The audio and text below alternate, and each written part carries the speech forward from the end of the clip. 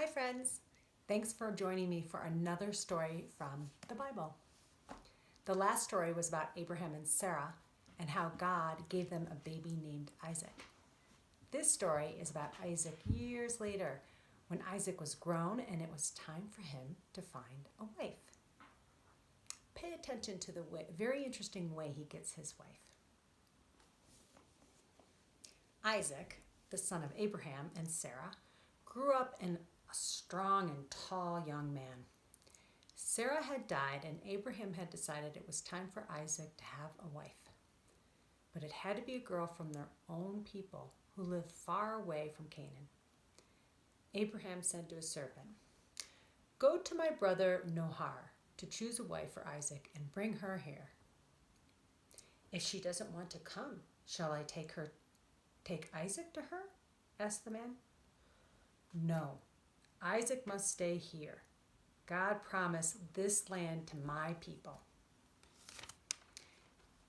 She must come and live with us here." The servant began his long journey with some other servants, taking 10 camels and presents for the girl and her family. At last, he stopped at a well outside the city walls. It was late in the afternoon, and soon the girls would come to the well to fill their water jars. The servant said a prayer to God.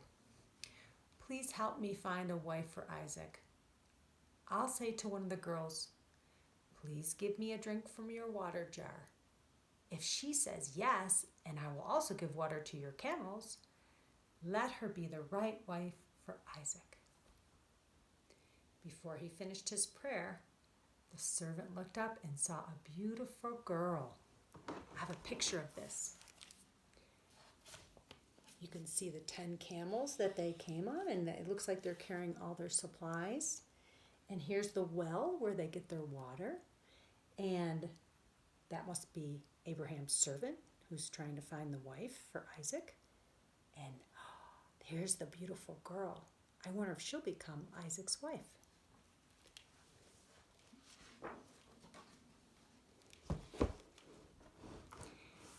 After she had filled her jar, he asked for water.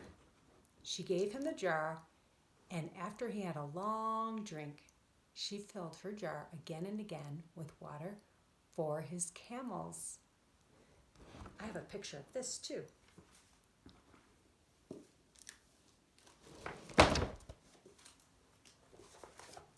Here you see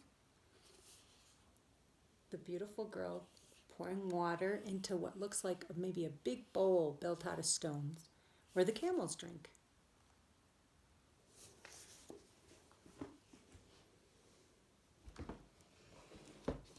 The servant knew this was the sign he had prayed for. He gave the girl a gold ring and 2 gold bracelets. "Tell me who you are," he said. "May we spend the night at your father's house?" "My name is Rebekah, and my grandfather's name is Nahor. We have plenty of room for you and food for your camels," said the girl. The servant thanked God for leading him straight to Abraham's family. Rebekah ran to her house. She told her family about the man she had met at the well and showed them the presents he had given her. Laban, her brother, went back to the well and asked the servant and the other men to come to the house. After the camels were fed for the night, everyone sat down to a good meal. But the servant would not start eating until he had told Rebekah's family why he had come. He told them about Abraham and Sarah and their son Isaac, and how he had asked God to help him choose the right girl at the well. Then he asked her family if they would let Rebekah go back to Canaan with him to be Isaac's wife. Rebekah's family saw it was the will of God and agreed that Rebekah should go. Abraham's servant gave presents of jewels to Rebekah and presents to her mother and brother. Then they feasted to celebrate the engagement.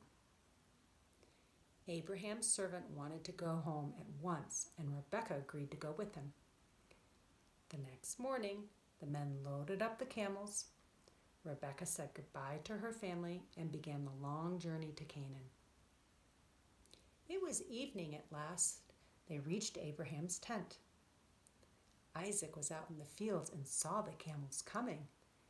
He went to meet them, and the servant told him everything that had happened. Isaac looked at the beautiful girl who had come so far to be his bride. He soon married her, and he loved her.